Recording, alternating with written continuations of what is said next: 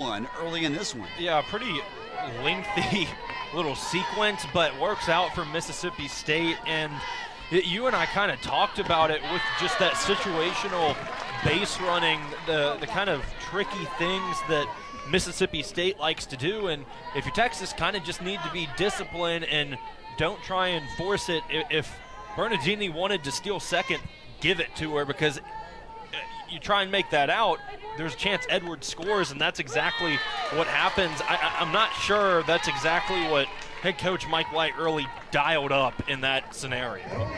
Katie Simons will lead things off for Texas as the bottom three in the order are due up for the Longhorns, who trail for the first time today.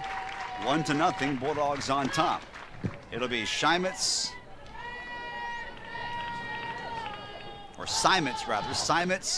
Good, and Bennett. 7, 8, 9. If anyone reaches the top of the order, Maloney will step back up to the plate. There you see Mike White, the head man of Texas. Made it all the way to the National Championship Series in the year 2022 and last season. Feels like he has the team to break through and not just get back to Oklahoma City, but win the whole thing here in 2025. They're off to a 5-1 start in their first season in the SEC.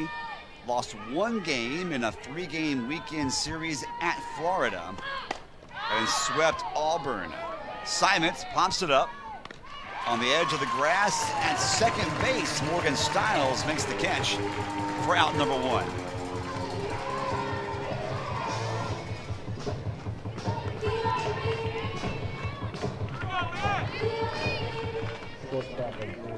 No one on, one gone.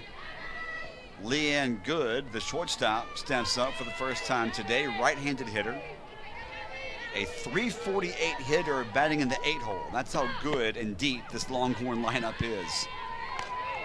See what you did there. Thank you. Playing shortstop this year, was not supposed to be the starting shortstop preseason, but Vivian Martinez went down with an injury, and Good has been forced to play in the 6-hole this season with good returns. I mean, she's not quite as good as Martinez, but she has been plenty good enough for Texas at that spot and at the plate so far this year. Really, you talk about a player that can do it all. Kind of can, playing basically every position and hitting well. Hits one high and over the head of Bernardini in left. Off the wall, Bernardini throws it. Allows Good to get to first. One on, one out. I called it a leadoff single a moment ago. Obviously is a one-out single. So one on, one out. Simons popped out quickly to begin the inning. So Good gets the single off the wall in left. She runs at first base. That means, barring a double play, Maloney, the leadoff hitter, will step up to the plate to try to get something brewing offensively for Texas. Their first hit of the game against Chafin just occurred. Katie Bennett, second baseman, another left-handed hitter. Boy, Texas, not only are they deep offensively, but they're multiple in terms of the type of hitters, slappers, power hitters. They also have a nice mix of lefties and righties. The 0-2. Slapped, right back to the circle. Throw to first is there in time. Good goes to second. Bennett is retired. To second, get the lead runner out if she wanted to.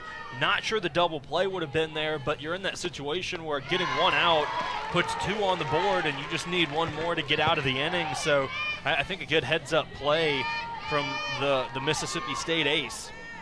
Leadoff batter in the order, Ashton Maloney. Just about swung out of her shoes there at the first pitch from Chafin. A strikeout victim, her first time up against Chafin. That ball misses, down and in. The count evens up. Didn't miss by much, but a little bit off the plate there.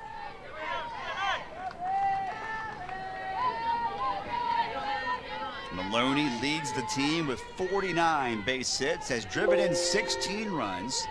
An RBI chance right here with 2 gone and a runner on at second. Pulls that one foul for strike 2, drops the bat in the process. And the count's a ball and 2 strikes on Maloney.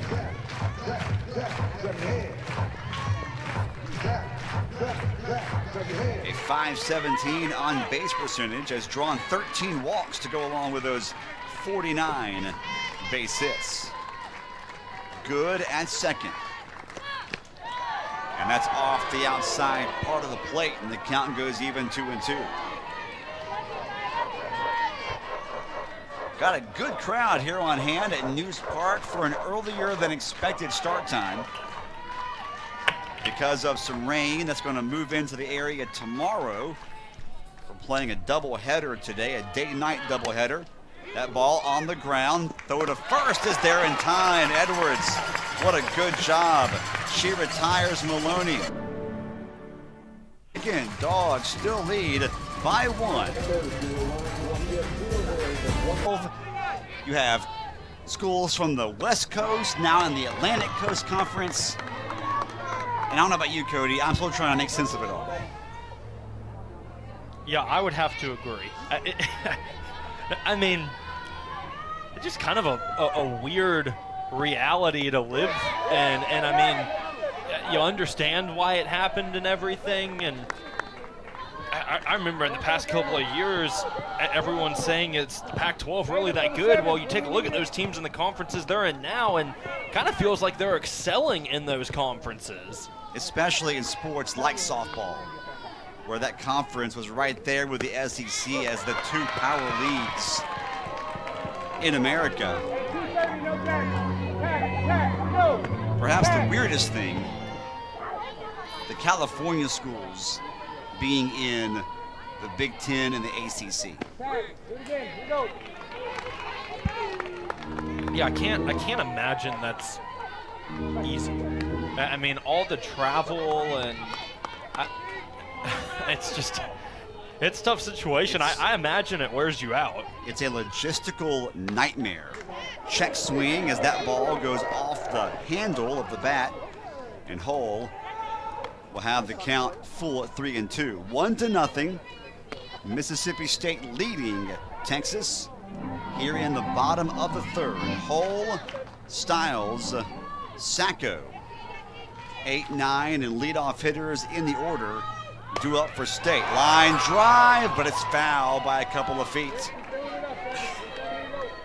That's a great hit ball from Riley Hull. Just couldn't keep it fair. I mean, she's on her way to 2nd, if not 3rd right now, if that ball stays fair. Hull looking for her first hit in this series. Batting .231 on the year. 18 hits on the season, including a couple of doubles and a triple. To Vaughn, and so far, I mean, through a full 2.5 innings, we've seen 1 run scored in 2 hits. I mean, the pitchers are just top in the nation, and they're showing that today. That ball just misses. Styles has the count even at 1-1. Styles batting in the number 9 spot, a freshman. The only freshman in the starting lineup today for the Bulldogs. Checked the swing, didn't matter. Took it for a strike on the outside corner. 1-2. Styles, her first plate appearance of the ball game. You got Sacco in the on-deck circle. Check swing, and the count remains 1-2. Check swing, foul ball.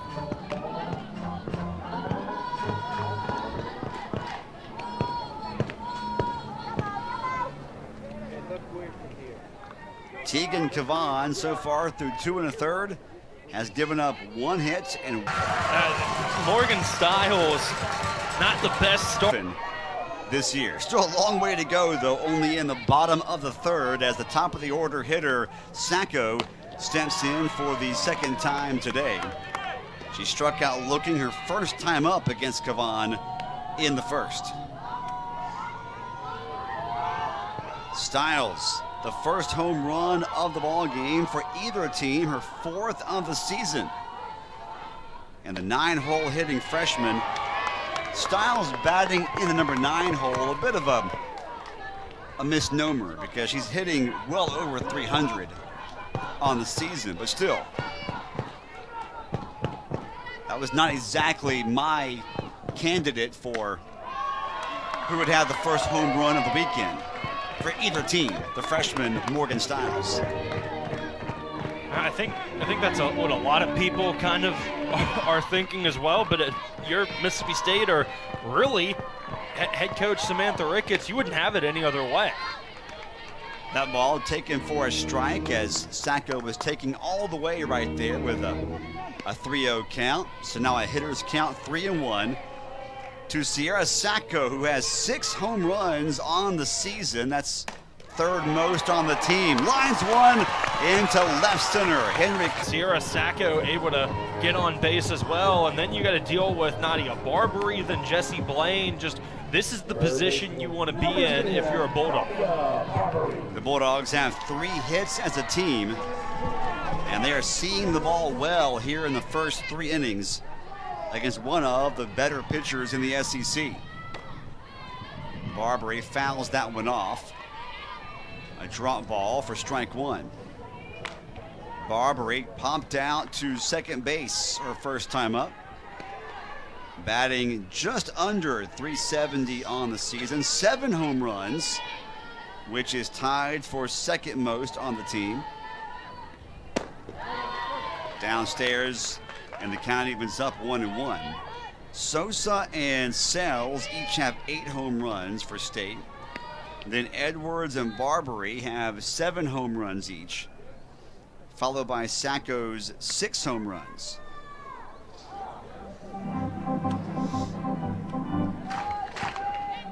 One and 1 the count on Barbary. Sacco, a very good base runner, is running at first base with 1 out. Dogs on top by 2. That ball is going to be downstairs, almost in the dirt. And the count is 2 balls and a strike.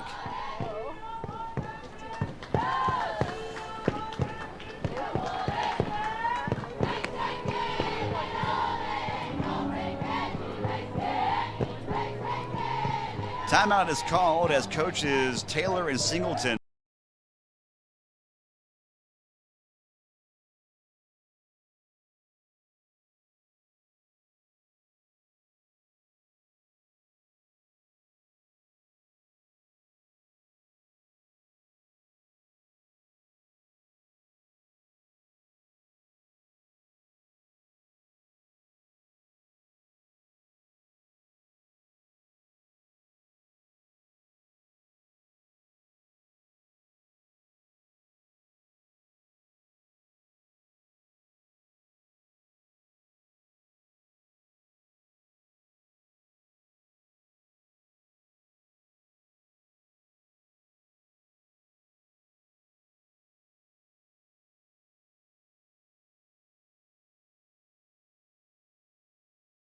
good hitter in Barbary, and 2, defensively, you got to be aware that Sacco has 13 stolen bases on the season. As that ball misses, snap throw to first, and Sacco gets back standing up. Count is now 3 balls and a strike, a hitter's count on Nadia Barbary. I think if you're Texas, you also realize that you kind of have the luxury of having 3 pitchers who have an ERA under 2. So you can really, if you wanted to, you could probably pitch by committee, and if you wanted to use 1 or 2 of those pitchers in game 2 in the doubleheader, you could. It's just one of those luxuries that the Longhorns have, and I don't know if we're going to see if Cavan can settle in or what, but just a lot of options for Texas at this point in the game when they're only down 2. That ball spoiled by Barbary. She stays alive, and the count remains full, 3-2. She had a green light on 3-1 and swung away, but was way out in front of the offering from Cavan.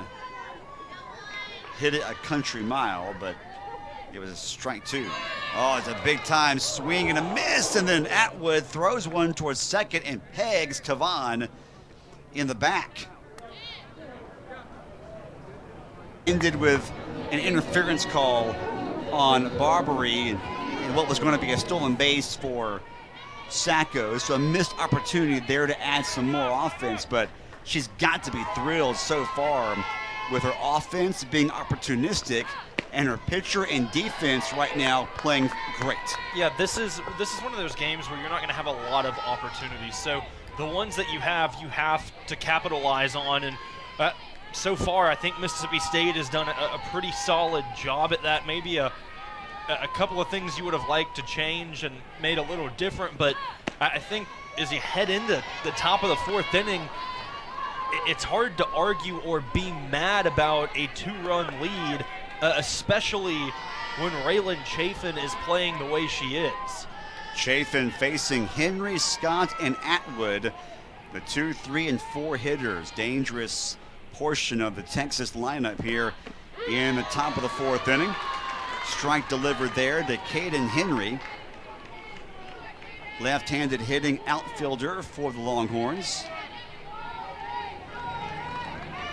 A sophomore who came in batting over 500 is now hitting exactly 500 after lining out to Edwards, a hard hit ball that Edwards made a diving snag of back in the 1st inning. The Bulldogs so far playing errorless softball, and Chafin's only surrendered 1 hit through 3. A 3-1 hitter's count though on Henry. High fly ball, should be caught, not very deep in left. Bernardini grabs it for out number 1, and Henry is now 0 for 2.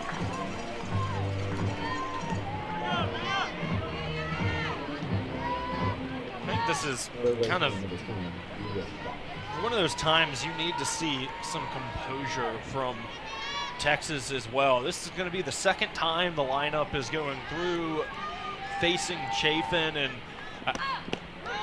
whether you have success or not, it just hasn't been their day so far. And if they're still not able to make contact and get the ball in play, just trying to find a way to be patient, wait for their pitch and see if they can make contact and get some runs on the board.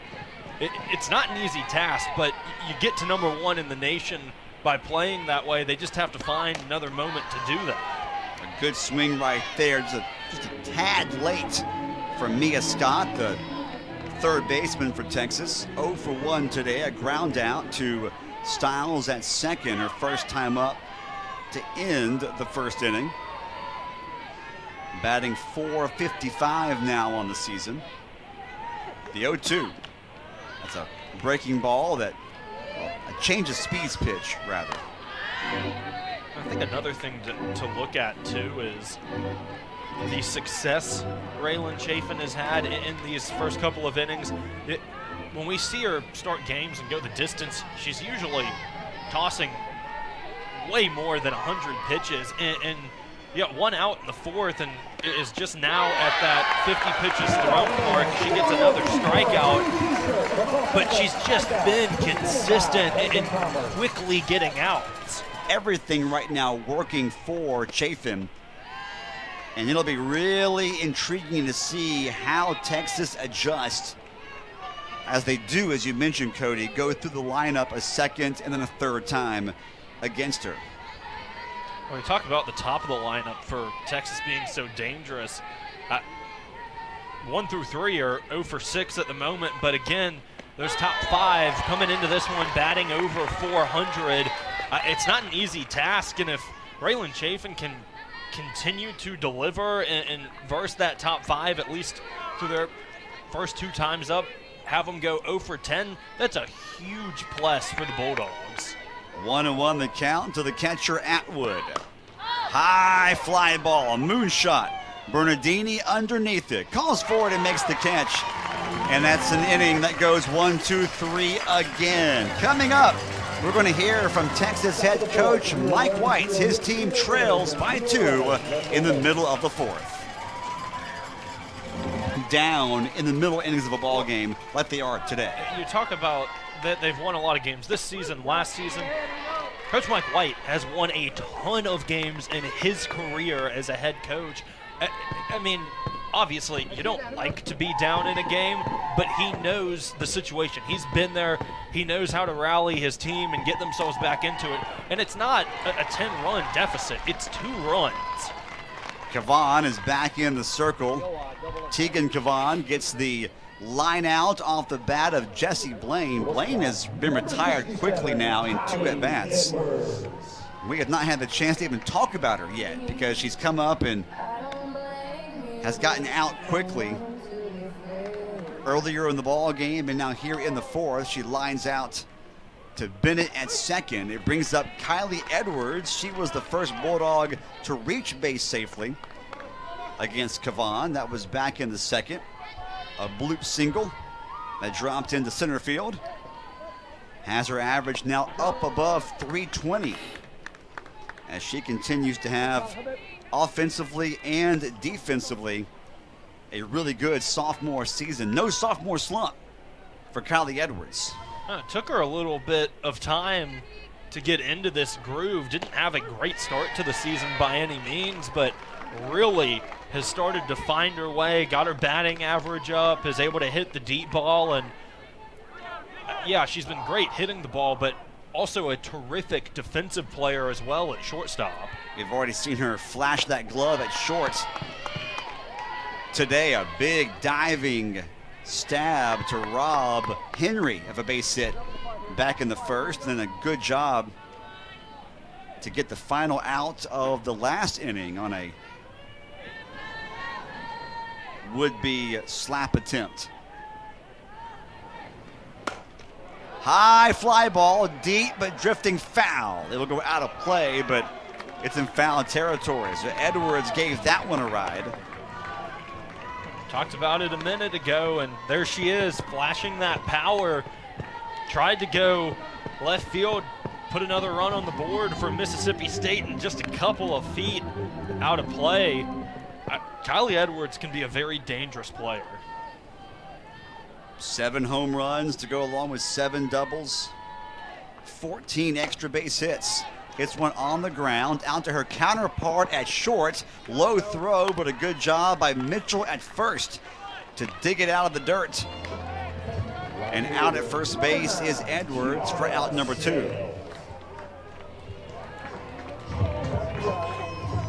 Good. A low throw, but Mitchell, a good defensive job there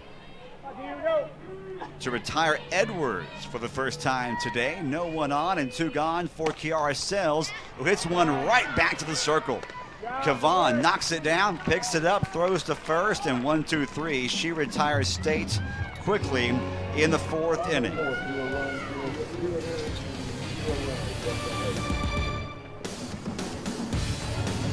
Offensively, Raylan Chafin has been dealing from the circle, and the Bulldogs have played airless softball. They are pitching a shutout right now on top of number 1 Texas. 2-0 our score as we go to the 5th inning alongside Cody Blazak.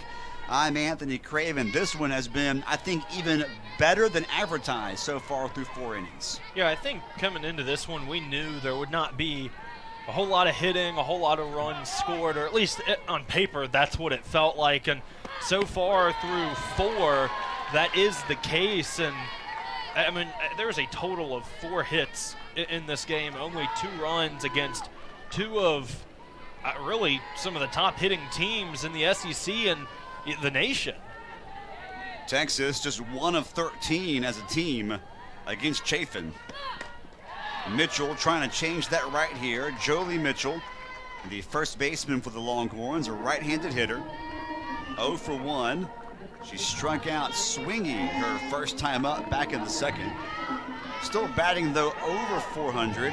And yet another Texas hitter with an on-base percentage of over 500.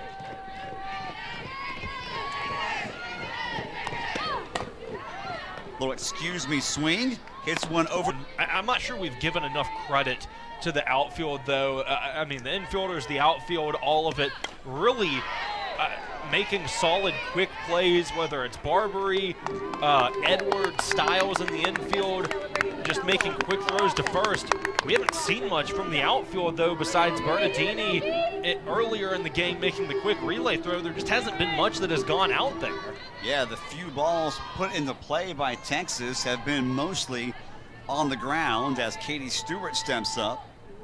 She's 0 for 1 against Chafin today. Struck out looking her first time up back in the second. Bats here in the fifth, has the count even at 1 ball, 1 strike. Bases are empty, there's 1 out. Stewart now batting .374 on the year. Hits one foul, but not fouled by much. Just about snuck that one between the bag at third and Barbary. Instead, the count's 1 and 2. Really good crowd here for this Friday doubleheader. We're supposed to play 1 game starting at 6 o'clock. They decided late last night to move up the start time to 4. And then this morning decided, you know what? The forecast tomorrow is not good at all. Let's play a day-night doubleheader today on Friday. So a good old-fashioned doubleheader, the way it used to be, back when I first started calling SEC softball, it used to be that you would have those doubleheaders on Saturday starting mid-afternoon. It made for a long day at the ballpark, but a fun day, and this will be reminiscent of that. Change of speeds and Stewart. Luck with weather. Alabama series had to play a doubleheader. Northwestern series, which was last week, had to play a doubleheader. And now again this week, I mean, that is 3 weekends in a row of playing doubleheaders. Not really an ideal situation, but they've handled it well. You never know what to expect weather-wise in the month of March. Line drive, and it's gloved again by Edwards. And the out is recorded. We head to the 5th inning stretch. Dogs on top, 2-0. The SEC in it, and that's what makes this conference so special, is it's going to be competitive each and every week. There is not a week off, and you have to play your best if you want to be one of the best in the nation and in the conference. What's going to be intriguing to see this year, as it is most years, is what transpires as the SEC teams begin to play more games against each other. For most teams in the SEC, they've only played 6 conference games, 9 at the most. So we still got, for most teams, the majority of the conference season still to come. How many RPIs will continue to go up versus how many will become stagnant as the league cannibalizes itself to a certain degree. I think the real interesting thing to look at with that too is you take a look at some of the teams that have been dominant in softball the past couple of years, specifically Texas and Oklahoma. They join. Those 2 programs have been dominant in themselves, winning championships, getting to the championship game. But now you get thrown into a conference that you can argue is much more competitive. Are they still going to be able to be as dominant as they were in years past? Bernardini hits one on the ground to Scott at third, and Scott throws across the diamond in time to get the out. So Bernardini leading off the Bulldog offense in the bottom of the 5th. Grounds out. No one on and 1 gone for the Bulldog DP, Lexi Sosa. You heard Texas coach Mike White when we were talking to him just yesterday, right? That was yesterday morning? Yeah, I guess it was. It was yesterday. I've got my days all confused this week. Just earlier in the week, we think it was yesterday, we were talking on a conference call with Mike White, and he did mention that even though the Big 12 was and still is a good softball league, he admitted, listen, there were some weekends where you knew we might be able to get away without having to play our best this weekend. He said in the SEC, you don't bring your A game, you're losing. Yeah, you're going to be challenged every week. Right. I mean, you look at the worst team in the SEC, they're not that bad in the grand scheme of things. They're still a good team. It's just that's how powerful a conference like the SEC can be. Every team in the SEC is a top 40 team. And if they can at least finish overall above 500, they'll be in a regional in the postseason. That's a fact. Yes, it is. Lexi Sosa at the plate. Sosa 0 for 1. She flew out pretty deep to Maloney in right her first time up. I think you look at the SEC, and I'm going to throw men's basketball in here, kind of at least tournament-wise similar to what you'll see for softball. 14 teams for the SEC made it to the tournament. Out the outside corner against Sosa. So now there are 2 gone. You're going to see more than likely, again, unless you see a team just really collapse down the stretch and lose so many games that you, by rule, can't put them in. I mean, you are going to see more than likely every softball program in the SEC, there are 15 of them, who play softball, they're going to get in. That's where we're trending right now, is that everybody in the league is going to get in more than likely. Hull hits a high chopper back to the pitcher. Quick inning for Tegan Kavan. And we go to the 6th, 2-0 Dogs on awareness, especially among young people who may not think this kind of illness can affect them. Raising awareness of ovarian cancer. Yeah, the 5th year of the campaign, and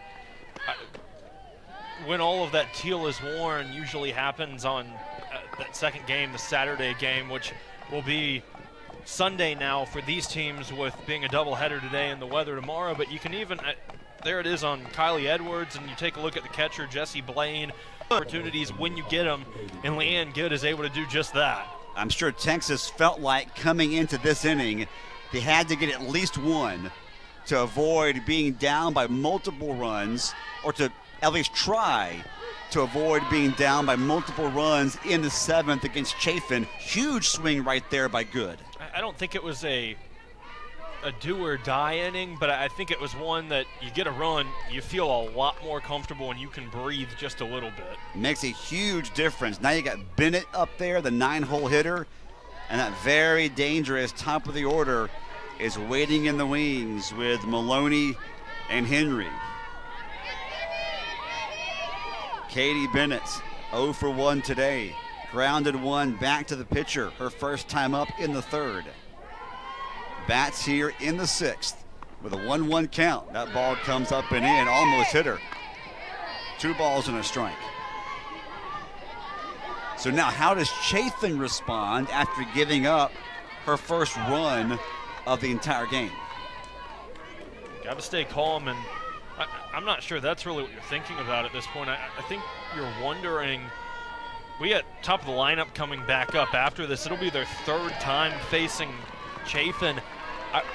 Is there going to be a leash on her? How long are they going to let her go? What's the deal with that? I think it partially does have to do with how she responds here, if she can get a quick out, whatever it may be. But for both of these pitchers, really, I'm curious what the coaches are thinking, considering it's 3rd time batters are going around seeing them.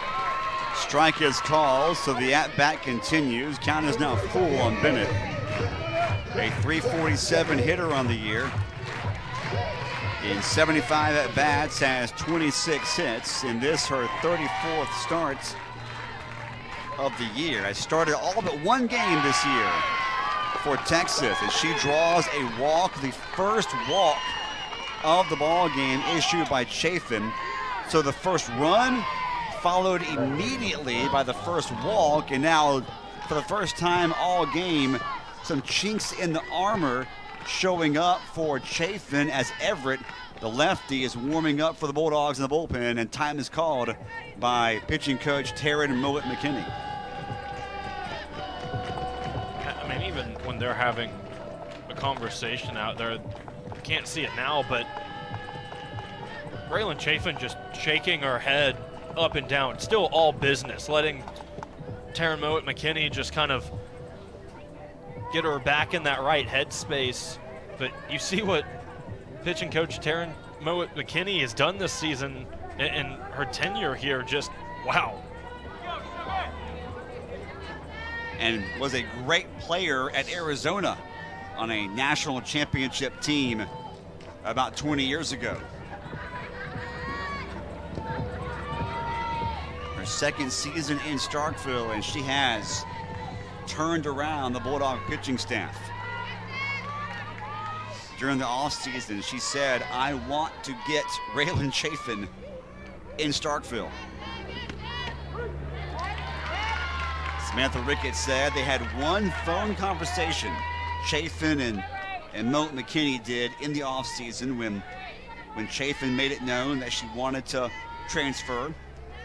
So the Bulldogs coaching staff called her up, and according to Ricketts, Moat McKinney, as Maloney hits one in the left, and now the tying and lead runs are on for Texas and still no one out. To finish the story, but don't look now. Here come the Longhorns with 2 on base and no one out. This is what you have to expect from Texas. This isn't a team that's going to quit.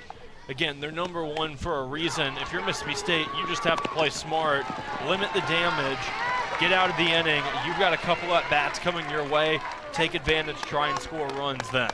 Some fundamentally sound softball right there from both sides as Henry lays down the bunt, the sac bunt. That gets Bennett and Maloney both over in a scoring position, and the Bulldogs defensively played that well and got the out at first base. So there's 1 out, but now the tying run standing there at third. The lead run is also on in scoring position, and you have a .449 hitter on the year in Scott at the plate. She fouls that one off. Boy, Scott wasting no time. So it appears to be one of the adjustments, third time through, is the swing at that first pitch strike from Chafin. Well, if she's consistently throwing strikes, not a bad idea. Just got to find a way to get it in play. 0-1 the count. 2 on, 1 out, and a 2-1 ball game. That ball's low and outside. Count evens up as Scott refused to chase that one. Mia Scott, the left-handed hitting third baseman for Texas. There you see her bio. 2 outs now, considering that Reese Atwood is at the plate. Atwood, a chance here to give Texas the lead. As we're in the 6th, the Dogs are an out away from getting out of the inning, showing why they've for Mississippi State after they've been in control for so long. In this inning, 3 runs on 3 hits. Goods homer got it started. And right now you've got Atwood on at first. That was Atwood's first hit of the ball game. Earlier in the inning, you had Maloney's first hit. Good, meanwhile, has been the best hitter today for Texas. 2 for 2 is she on the afternoon, including that home run. As Mitchell steps up, she lines one foul, first base side for strike 1. Looking towards the Bulldogs' 6th inning, it'll be the number 9 hitter Stiles, followed by Sacco and Barbary. That's a section of the lineup that's done some damage today for State against Tegan Cavan. I'm not sure you're upset about Stiles going back to the plate when you just went down by a run. See if she can get herself on base, see if the top of the lineup can bat her in, and yeah, she might have hit a home run in that first inning, or excuse me, in that first at-bat, but gives her a little bit to work with. Already had success, see if she can keep it up.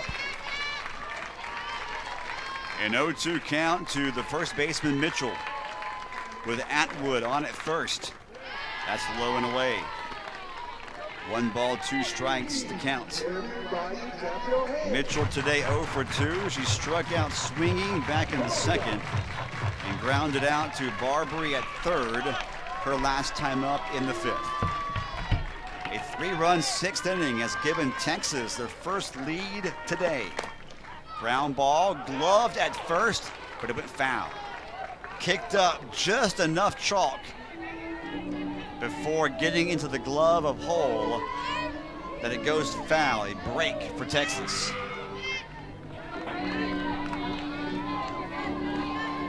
I'm not saying I have the best view on a direct line, but I'm not sure that went foul from our angle. That was awfully close. The 1-2 again. Grounder to third. Throw to first is not, yes, it's in time. Got there and beat Mitchell by half a step.